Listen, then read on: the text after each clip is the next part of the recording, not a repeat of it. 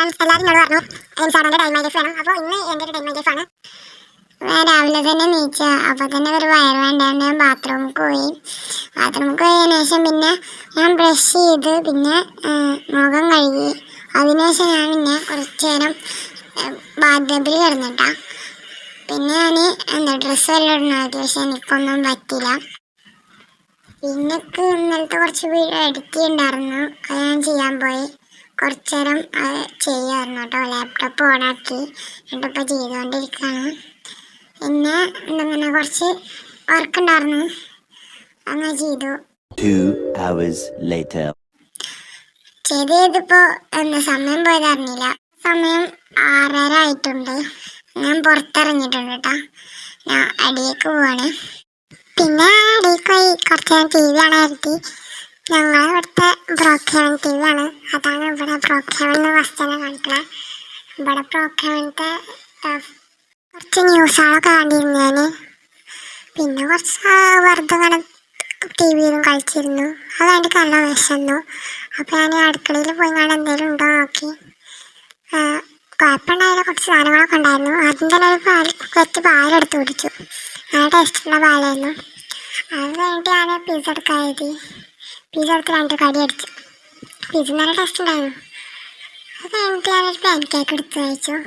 Pan cake അതിലും നല്ല രസമുണ്ടായിരുന്നു, നല്ല മധുരമൊക്കെ ഉണ്ടായിരുന്നു. അത് കഴിഞ്ഞിട്ട് കുറച്ച് ഐസ്ക്രീമും തന്നു. ഞാൻ എൻ്റെ വിശപ്പൊക്കെ മാറി. പിന്നെ ഞാൻ ഇതടച്ച് കൈ കഴുകാൻ പോയി. അപ്പോൾ കിച്ചണിൽ തന്നെ പോയി കൈ കഴുകുകയാണ് ചെയ്ത്. സോപ്പിട്ട് തന്നെ നല്ല വൃത്തി കൈ കഴുകിട്ടോ. അത് കഴിഞ്ഞിട്ട് ഞാൻ പിന്നെ ബാത്റൂമിലൊക്കെ പോയിട്ടുണ്ടായിരുന്നു. അത് കഴിഞ്ഞിട്ട് വീണ്ടും ഇവിടെ പോയി കിച്ചണിലോട്ട് തന്നെ പോകാം.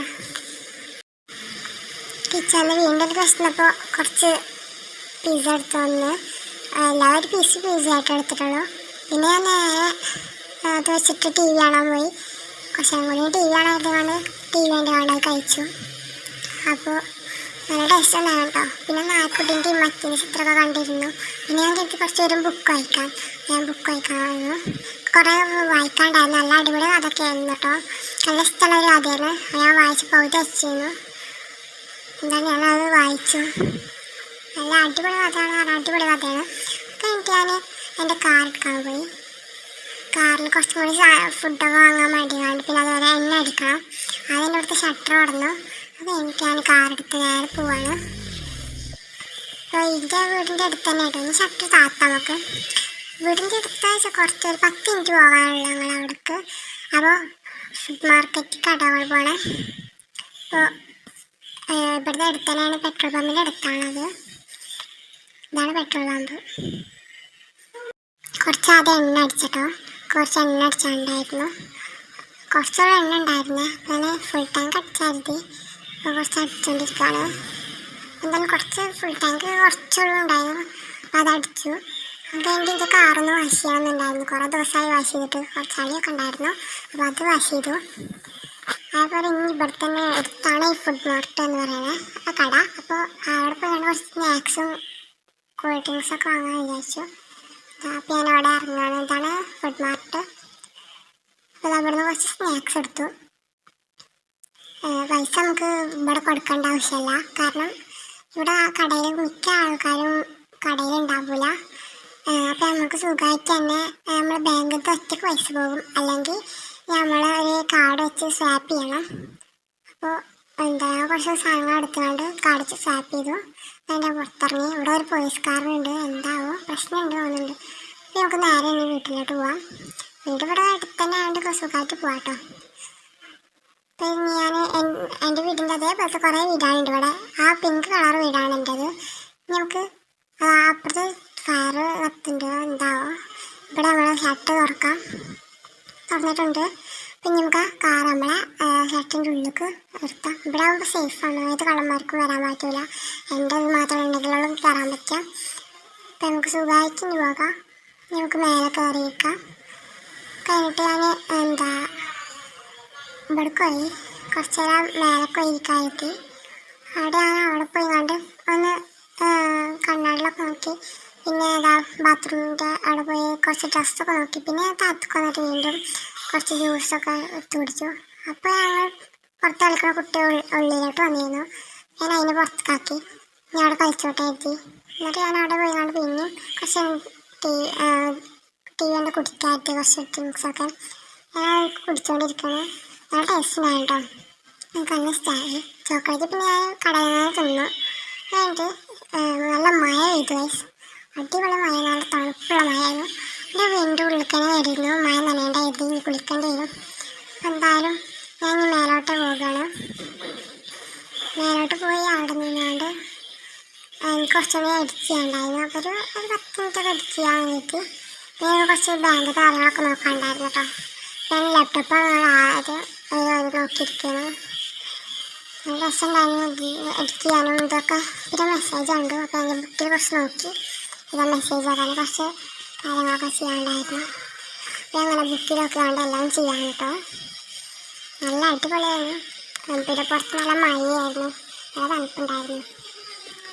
ഏതായാലും ഞാൻ ഇതിൻ്റെ കാര്യങ്ങളൊക്കെ നോക്കി വയ്ക്കായിരുന്നു. വർക്കിൻ്റെയും അങ്ങനെ കുറേ വർക്കൊക്കെ ചെയ്യാനുണ്ടായിരുന്നു.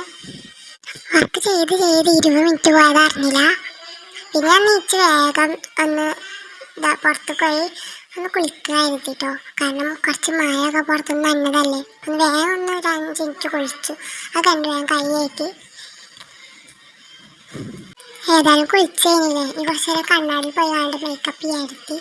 ഞാൻ ഇവിടുത്തെ കണ്ണാടി നോക്കിയിരുന്നപ്പോഴത്തേന് ഏതൊരാൾ ബെല്ലടിച്ച് കേട്ടു.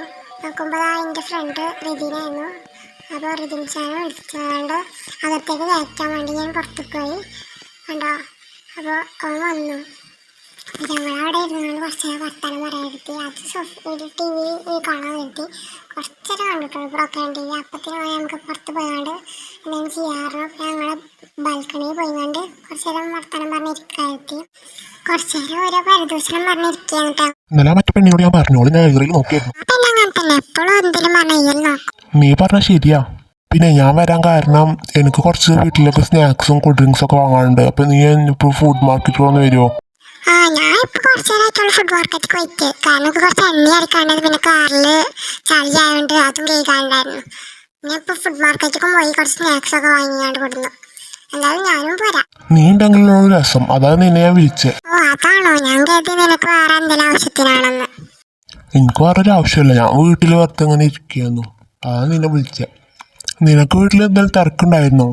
എനിക്കൊരു തിരക്കുണ്ടായില്ല. ഞാനും വീട്ടിൽ ഇതേപോലെ ഓരോന്ന് കളിച്ചിരിക്കുന്നു. ടി വി ആണ് വെറുതെ ടൈം പാസ് പോവാൻ. നീ എന്തായാലും വിളിച്ചത് നന്നായി. അല്ല, ഇതെന്താ ഇവിടെ ഇങ്ങനെ പറയും പോലെ? എന്താണാവോ കുറെ എന്തൊക്കെ എഴുതിക്കണു. എന്തായാലും നമുക്ക് കാര്യമാക്കണ്ട. ഏതായാലും ഇപ്പം എന്താ, നമ്മക്കണ്ട് പോവാ. സംസാരിച്ച് ഫുഡ് മാർക്കറ്റ് എത്താനായത് നമ്മൾ അറിഞ്ഞില്ലല്ലോ. ആ ശരിയാ, എത്ര പെട്ടെന്ന് സമയം ഇവിടെ എത്തിയത് അറിഞ്ഞില്ല. ഏതായാലും നമുക്ക് ഇതിൻ്റെ ഒന്ന് കയറി വെക്കാം. ആ വേഗം വാ. നീ കുറച്ച് സ്നാക്സും കൂൾ ഡ്രിങ്ക്സും ഒക്കെ എടുത്ത് വെക്കാം, ഞാനൊന്ന് പുറത്ത് വെക്കാം. ഓ, നീ അവിടെ കാത്തുനിന്നാ മതി. ഏതായാലും ഞാൻ കുറച്ചവിടെ നിൽക്കാം. നീ വേഗം എടുത്തു വാ, ഞാൻ കാറിൻ്റെ അവിടെ ഉണ്ട്. ഓ, എൻ്റെ കഴിഞ്ഞു, നീ പോരെ, നമുക്ക് പോവാഞ്ഞി.